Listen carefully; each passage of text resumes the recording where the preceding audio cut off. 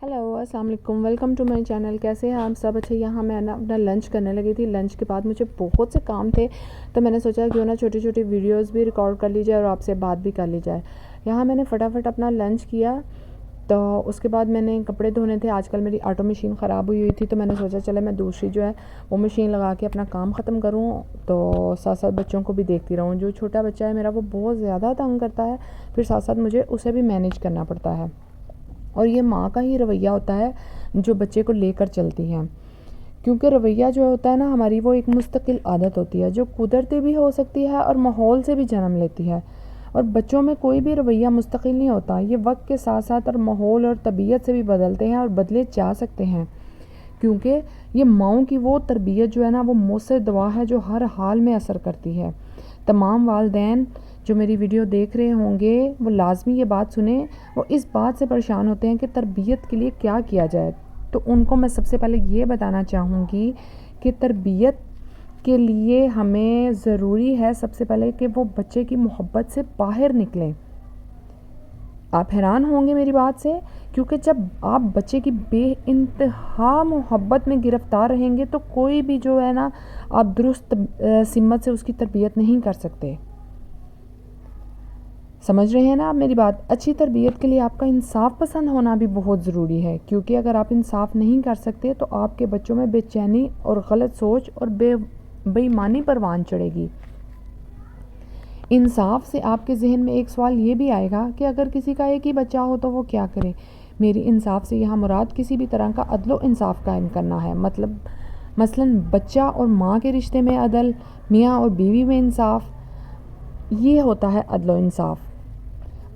और दूसरी बात ये कि बच्चा अगर कोई गलती करता है तो आप उसकी तरफदारी करें, जबकि अदल का ये तकाजा है कि सही और दुरुस्त बात की जाए।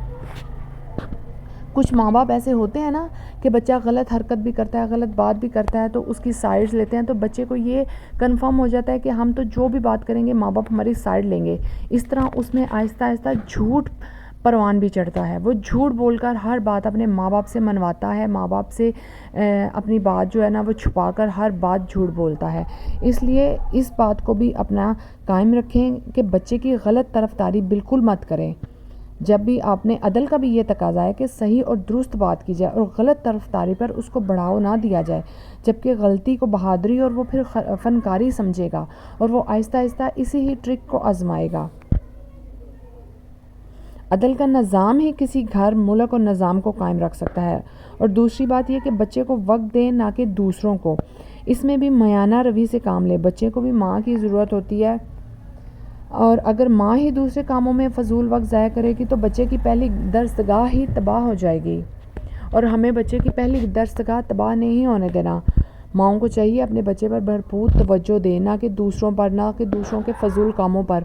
अक्सर ऐसा होता है कि ख़वातीन जो होती हैं अपने घर के कामों में बिज़ी रहती हैं। जॉइंट फैमिली सिस्टम में ज़्यादातर जो हमारी ख़वातीन हैं वो घर के कामों में बिज़ी रहती हैं, और बच्चा जो है दूसरों की गोद में परवान चढ़ता है, दूसरों की दरसगाह हासिल करता है। नो डाउट वो गलत रवैये नहीं अपनाते, वो गलत आदतें तरबियत नहीं करते, लेकिन जो माँ की तरबियत होती है, जो माँ की गोद होती है ना, वो बच्चे के लिए ज़्यादा ज़रूरी होती है। और यहाँ मैं आपसे एक और बात क्लियर करना चाहूँगी कि अगर आपके बच्चे के साथ कोई गलत रवैया अपनाता है, उसकी गलत तरबियत करता है, उस पर जा बेजा इल्ज़ाम लगाता है, तो आप उनको शट अप कॉल करवाइए। आपका बच्चा आपके लिए ज़्यादा ज़रूरी है। जॉइंट सिस्टम में ऐसे बहुत से रवैये हो जाते हैं जहाँ आपके बच्चे की तज़लील की जाती है। याद रखिए मेरी बात, आपका बच्चा आपका मुस्तकबिल है। अपने बच्चे को ज़ाया मत कीजिए, ज़ाया होने मत दीजिए दूसरों के हाथों। ये मेरा बहुत बड़ा तजर्बा है जिसकी बिना पर मैं आपसे ये बात कर रही हूँ। अपने बच्चे को इज़्ज़त देंगे आप खुद, तो दूसरे भी आपके बच्चे को इज़्ज़त देंगे। और सबसे बड़ी बात, ये पेरेंट्स को चाहिए कि अपने बच्चे को इज़्ज़त दिलवाएं।